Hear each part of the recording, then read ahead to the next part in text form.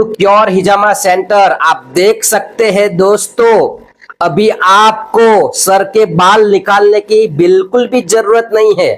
आप देख सकते हैं कि किस तरह से बाल निकाले बिना ये कपिंग थेरापी कर रहे हैं। आप देख सकते हैं ये स्पेशल मशीन है हिजामा वेट कपिंग थेरापी करने के लिए, स्पेशली लेडीज के लिए। माइग्रेन की तकलीफ है, सर दर्द करना, माइग्रेन है।